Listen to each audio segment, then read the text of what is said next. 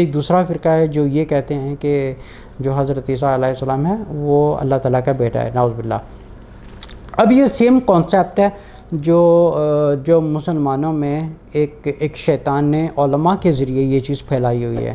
جیسے رسول صلی اللہ علیہ وسلم نور میں نور لائیں، جیسے اللہ کے نور میں سے یہ چیز تو کہنا ایک شرک ہے، کیونکہ جیسے ہم ایک کریٹر اور ایک کریشنز کو ہم آپس میں ملا رہے ہیں۔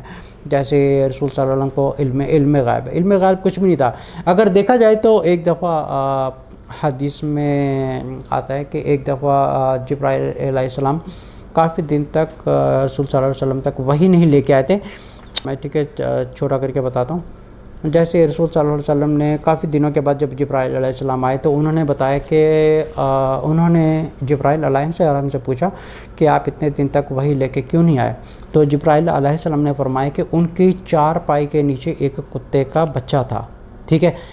اگر یہ چیز کو اگر دیکھا جائے تو کیا رسول صلی اللہ علیہ وسلم کو علم غائب ہوتا تو کیا ان کو پتہ ہوتا کہ ان کی چارپائی کے نیچے کتا ہے؟ اچھا، اس کے علاوہ حضرت عائشہ رضی اللہ عنہ کا ہار گم ہو جاتا ہے تو آخر میں پتہ چلتا ہے کہ وہ ان کے اونٹ کے نیچے تھا، لیکن سب ڈھونڈنے چلے گئے۔ اس طرح کافی ایک لمبا ہوا جس کے اوپر ایک تیمم کا بھی پورا ذکر آتا ہے کہ تیمم کیسے کرنا ہے۔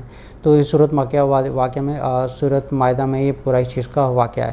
تو یہ دو واقعہ اگر ان میں سے اگر دیکھا جائے تو اگر رسول صلی اللہ علیہ وسلم کو علم غائب ہوتا، اگر ان میں انڈیپینڈنٹلی پاور ہوتی تو ان کو یہ پتہ ہوتا کہ جو حضرت عائشہ کا ہار گم ہوا تھا وہ اونٹ کے نیچے ہے۔